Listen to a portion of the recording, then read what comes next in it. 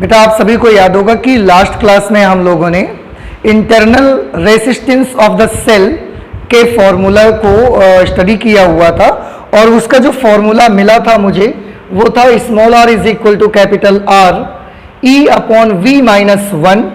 Late me tell you the symbols one more. Capital R is external resistance बाह्य प्रतिरोध. Capital E cell का electromotive force है, विद्युत वाहक बल. V है सेल का टर्मिनल विभवांतर और इस तरह से आंतरिक प्रतिरोध का ये फॉर्मूला मुझे मिला. मैं आपको बता दूं कि हमारे जो इलेक्ट्रिकल सर्किट्स होते हैं इनमें भी इंटरनल रेसिस्टेंस एक इम्पॉर्टेंट पार्ट की तरह होता है, एक इम्पॉर्टेंट रोल प्ले करता है अपना, जिसकी वजह से इसका एक एग्जाम्पल है जिसकी वजह से आप सभी ने अपने घरों में देखा होगा कि जब भी कभी आप अपने घर में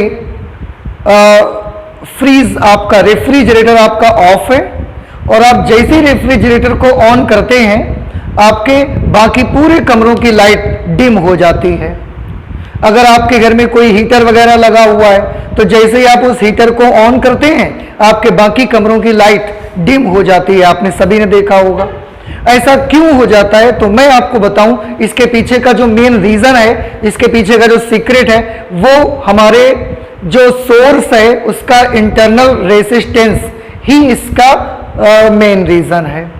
अब ये कैसे होता है तो हम इसको समझना चाहते हैं कि ऐसा क्यों होता है आखिरकार कि अगर हम बाथरूम में गीजर ऑन करते हैं तो हमारे बाकी कमरों की लाइट डिम क्यों हो जाती है. इलेक्ट्रिक प्रेस में आपने देखा होगा यहां तक कि अगर हमारा इलेक्ट्रिक प्रेस में कोई इंडिकेशन नहीं है उसके ऑन होने का, पुराना हो गया उसमें कोई इंडिकेशन नहीं है, तो उसका इंडिकेशन भी हम अपने घर की लाइट से लेते हैं. हम इलेक्ट्रिक प्रेस का स्विच ऑन करते हैं, बल्ब को देखते हैं, स्विच ऑन करते ही बल्ब अपने आप थोड़ा सा डिम हो जाता है.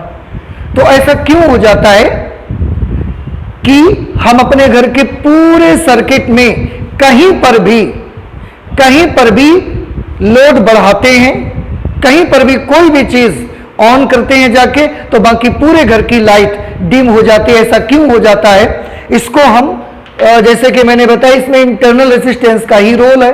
कैसे है मैं आपको समझाता हूं, आप थोड़ा ध्यान से समझिएगा. आप तो जानते हैं पावर हाउस से जो सोर्स से इलेक्ट्रिसिटी आती है, इलेक्ट्रिसिटी बोर्ड के दो ये मेन फ्यूज जो लगा होता है उसमें दो तार आती हैं, वहां से पावर हाउस से दो तार आती हैं. अब ये हमारे घर में मेन फ्यूज में हमने दोनों तार ये ऐसे लगा दी. इसके बाद हम अपने घर का आगे का सर्किट बनाते हैं यूं इस तरह से.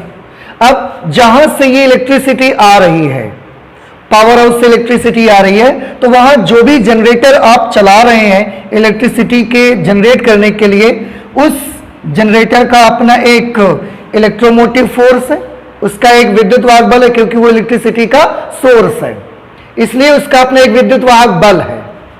अगर वो एक सोर्स है तो सोर्स के साथ में एक चीज हमेशा जुड़ी रहेगी, वो कभी भी आप अलग नहीं कर सकते उसको. और वो क्या चीज है? वो है उस सोर्स का इंटरनल रेसिस्टेंस. किसी भी सेल में इंटरनल रेसिस्टेंस को आप कभी भी सेल से अलग नहीं कर सकते. ठीक है, तो उस सोर्स में भी अपना एक इंटरनल रेसिस्टेंस होगा. मान लेते हैं कि वो इंटरनल रेसिस्टेंस है स्मॉल r. तो मैं आपको बताऊं किसी भी इलेक्ट्रिकल सर्किट के लिए या कोई भी सर्किट होगा उसके लिए इलेक्ट्रोमोटिव फोर्स और r ये दोनों कांस्टेंट होते हैं. सोर्स है तो ईएमएफ भी होगा और इंटरनल रेसिस्टेंस भी होगा.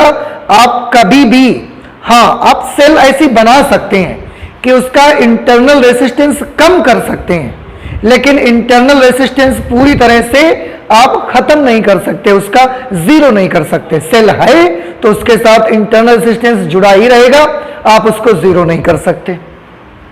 तो जिस सोर्स से भी ये इलेक्ट्रिसिटी आ रही है उस सोर्स का ईएमएफ हमने मान लिया E है और उस सोर्स का इंटरनल रेसिस्टेंस हमने मान लिया स्मॉल r है.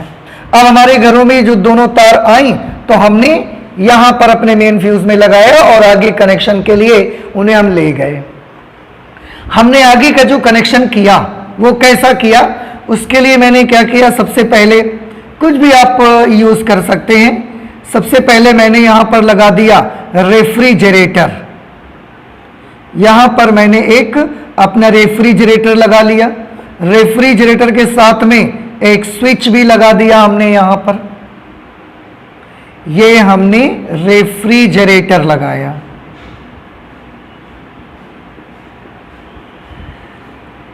समझ गए होंगे आप। और ये उसके साथ एक स्विच लगा है जो कि अभी ऑफ है। हम अगर इसमें टच करवा देंगे तो ये स्विच ऑन हो जाएगा।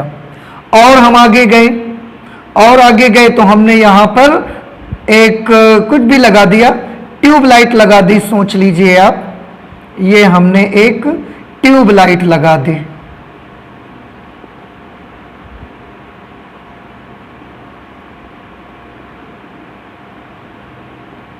ट्यूब लाइट, इस पे भी हमने एक स्विच दे दिया जिससे हम इसकी लाइट को भी ऑन या ऑफ कर सकें अपनी जरूरत के हिसाब से। इसके बाद और आगे चले तो हमने यहां पर कुछ भी लगा लिया। सपोज हमने यहां पर टेलीविजन अपना लगा लिया। ये हमारे घर में टेलीविजन लगा हुआ है और इसको भी हमने एक स्विच लगाया हुआ है। जब चाहेंगे हम टेलीविजन ऑन करेंगे, चाहेंगे टेलीविजन ऑफ कर देंगे। ओके, टेलीविजन के बाद हमारे घर में नेक्स्ट इंस्ट्रूमेंट कुछ भी मान लीजिए, हमने एक फैन लगा दिया यहां पर। ये हमने एक फैन लगाया हुआ है और फैन के साथ में भी एक स्विच हमने यहां पर बांध दिया जिससे हम करंट को ऑन या ऑफ कर सकें, सर्किट ओपन और क्लोज कर सकें यहां से फैन। ऐसे करते करते हमने बहुत सारी चीजें लगा दी। और आगे गए तो आपने अपने बाथरूम में एक गीजर लगा दिया यहां पे।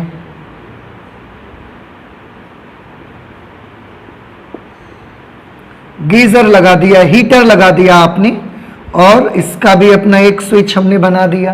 तो इस तरह से हमारे घर के जितना भी सर्किट होता है वो इस तरह का होता है। जो दो तारें हमारे यहां पर आती हैं उनको मेन स्विच से निकाल करके हमें अपना जो भी इंस्ट्रूमेंट लगाना होता है हम इन्हीं दो तारों के बीच लगाते हैं। और यही रीजन है कि जितना पोटेंशियल डिफरेंस आपको यहां पर इन दो बिंदुओं के बीच मिलेगा, क्योंकि ये सब समांतर क्रम में जुड़े होते हैं हमारे घरों में, तो जितना पोटेंशियल डिफरेंस आपको इन दो बिंदुओं के बीच मिलेगा उतना ही पोटेंशियल डिफरेंस आपको इसके बीच भी मिलेगा, उतना ही पोटेंशियल डिफरेंस यहां, उतना ही यहां, उतना ही यहां, उतना ही यहां।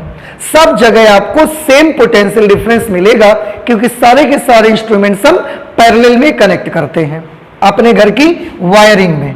यहां पर मैंने मान लिया कि यहां पर जो वोल्टेज मुझे मिल रहा है वो V मिल रहा है क्योंकि ये तो सोर्स का EMF है, लेकिन सोर्स से आकर ये दो टर्मिनल्स के बीच जुड़ी हुई है।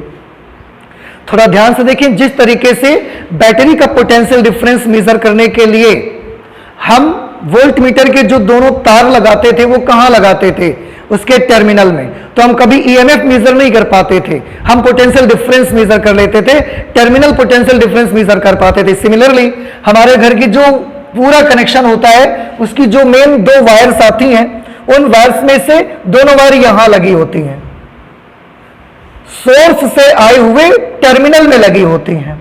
तो हमारे घरों में जितने भी इंस्ट्रूमेंट्स लगे हैं उन सभी इंस्ट्रूमेंट्स का पोटेंशियल डिफरेंस E के बराबर नहीं होगा।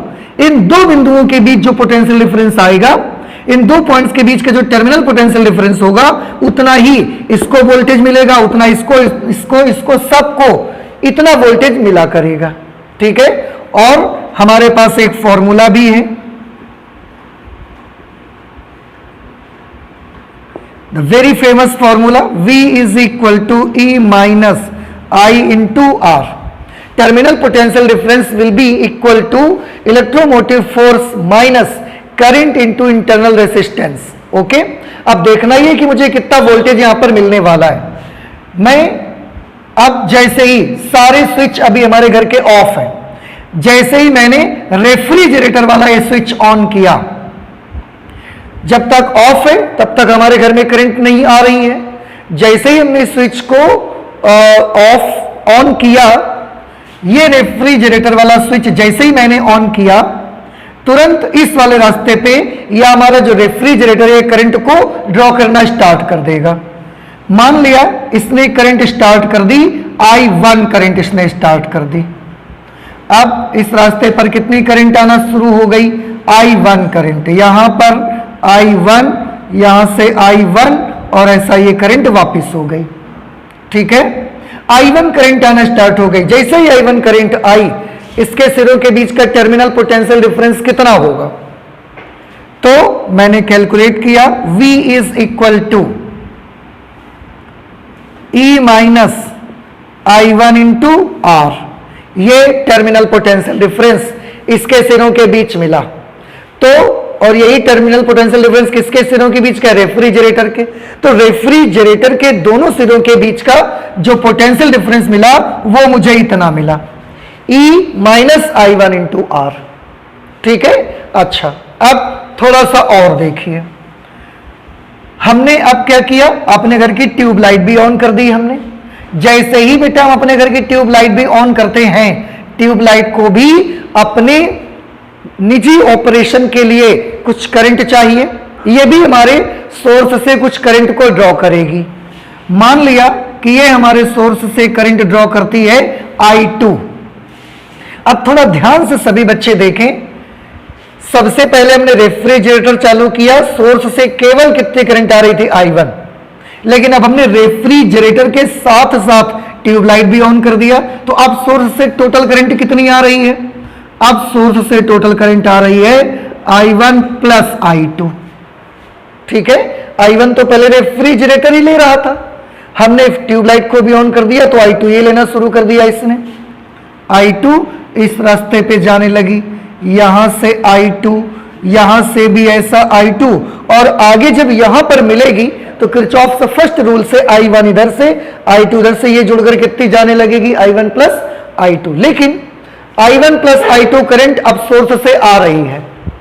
ऐसी सिचुएशन पर पोटेंशियल डिफरेंस कितना होगा? Now in the second condition potential difference will B E minus, अब करंट कितनी आ रही? I1 plus I2। तो करंट की E नहीं बदला ना हमने स्मॉल r भी नहीं चेंज किया, क्या चेंज हुआ? सिर्फ करंट। तो ये हमने कर दिया I1 plus I2 into R।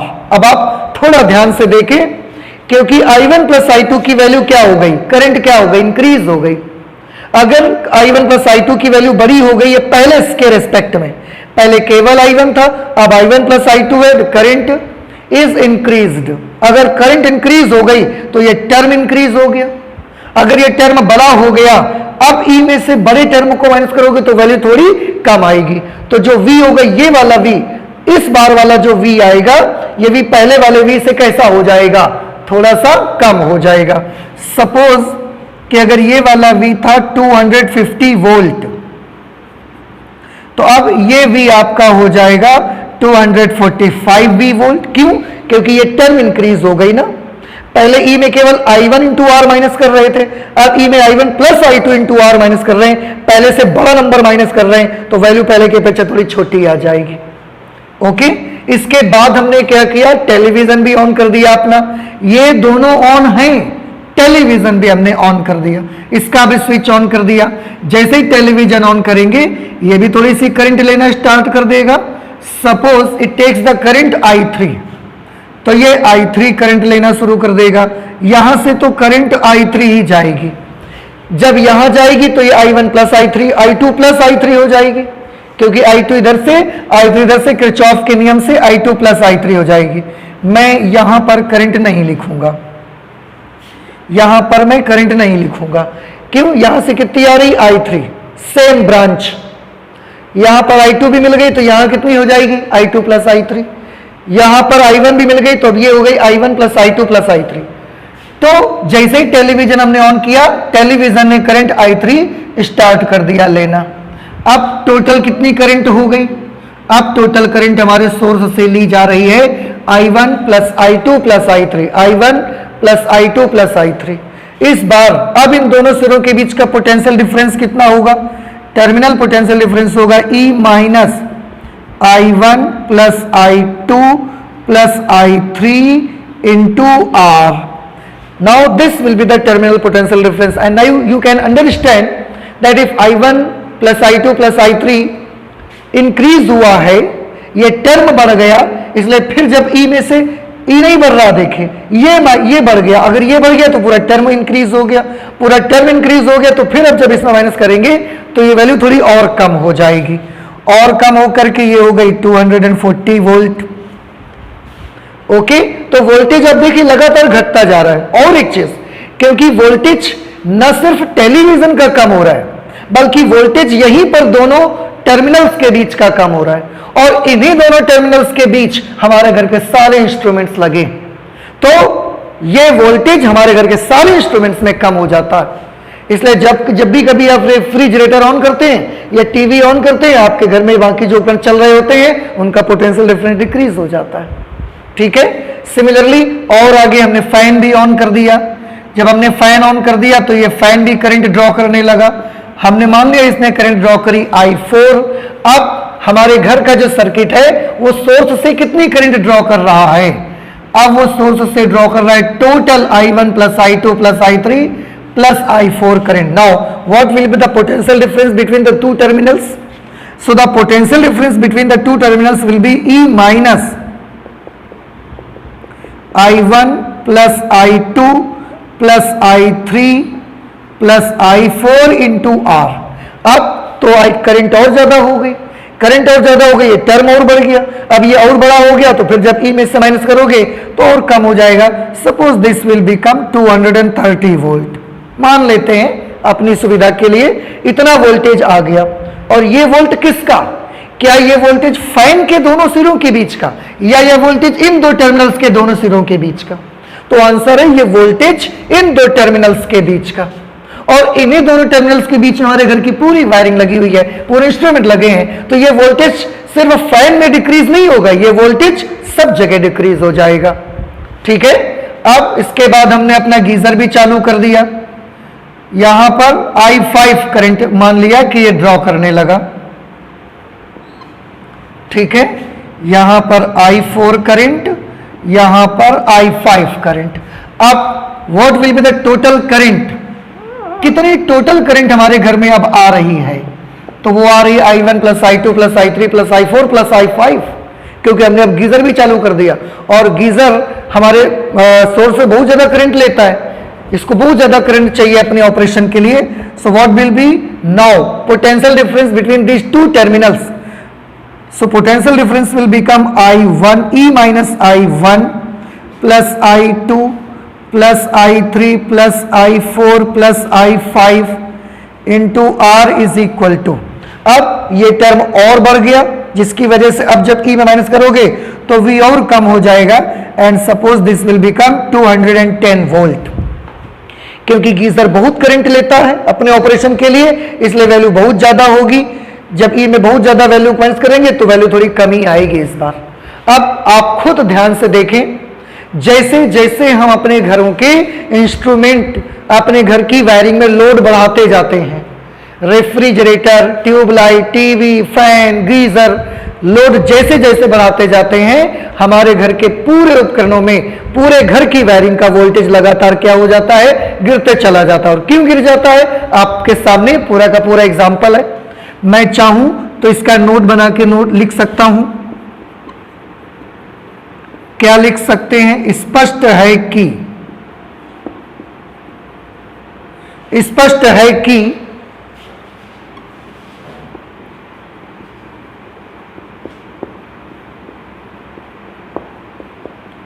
हमारे घरों की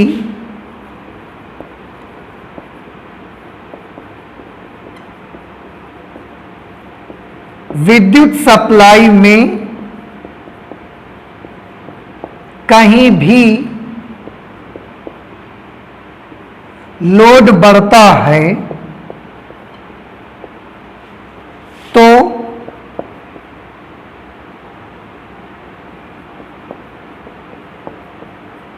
वोल्टेज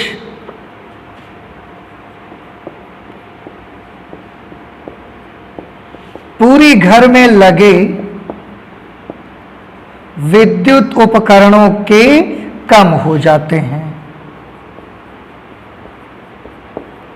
विद्युत उपकरणों के कम हो जाते हैं।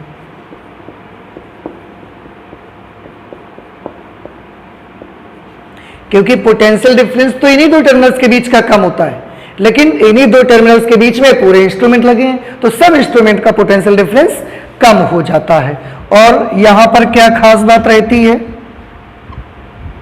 ई एंड आर ये हमेशा कैसे बने रहते हैं, कांस्टेंट। क्यों कांस्टेंट बने रहते हैं, क्योंकि ये दोनों सोर्स की क्वालिटी है और हम सोर्स चेंज नहीं कर रहे, हम अपने घर में चेंजमेंट ला रहे हैं। आई का क्या होता जाता है, आई इंक्रीज होते जाती है। आई जो है ये बढ़ते जाती है। आप जैसे जैसे इंस्ट्रूमेंट ऑन करते जाएंगे, स्विच जैसे जैसे आप ऑन करते जाएंगे अपने घरों के, तो आपके घरों का जो इंस्ट्रूमेंट होंगे जैसे जैसे स्विच ऑन करते जाएंगे, पावर हाउस से करंट और ज्यादा खींची जाती है, तो आई इंक्रीज होते हैं। और आई इंक्रीज होने से वी क्या होते जाता है, वी डिक्रीज होते चले जाता है। तो ये छोटी मोटी चीजें हैं जिन्हें आपको याद रखने, एंड आई होप कि आपको समझ में भी आ गया होगा कि आखिर ऐसा क्यों होता है कि जब अपने घर में रेफ्रिजरेटर ऑन करते हैं तो बाकी सारे जो उपकरण लगे उनके सिरों के बीच का पोटेंशियल डिफरेंस कम क्यों हो जाता है, उसका ये रीजन है। तो ऑन करते हैं तो क्या होता है, क्या आप ई चेंज कर रहे हैं, नो। क्या आप स्मॉल आर चेंज कर रहे हैं, नो। तो आप चेंज क्या करते हैं, जब आप स्विच ऑन करते हैं तो आप आई इंक्रीज करते हैं, आई बढ़ा देते हैं। अपने घर में जो करंट आ रही है उसको और बढ़ा देते हैं और ज्यादा करंट की डिमांड आप कर देते हैं। आपका स्विच ऑन करना मींस सोर्स से करंट की ज्यादा डिमांड करना। जैसे ही करंट ज्यादा होती है पोटेंशियल डिफरेंस कम हो जाता है। अब इसको एक चीज और देख सकते हैं आप, अभी तो मैंने एक घर की वायरिंग के लिए बनाया है। मान लीजिए कि ये जब दो तार हम पावर हाउस से लाए ऐसा, तो ये पूरा का पूरा एक गांव है, ये पूरा का पूरा एक गांव है और हमारे पास सुविधाओं की कमी है, तो उन्हीं दो तारों को आगे बढ़ा के एक दूसरा गांव लगा दिया हमने, उसी तारों को आगे बढ़ा के तीसरा, चौथा, पांचवा, ऐसे हमने 5 विलेजेस उन्हीं दो तारों से सप्लाई दे दी। अब अगर उन्हीं दो तारों से सप्लाई दे दी तो क्या होगा, जैसे जैसे विलेजेस में लोड बढ़ते जाएगा सबके सिरों के बीच का पोटेंशियल डिफरेंस कम हो जाएगा। और आप देखते हैं कि जहां पर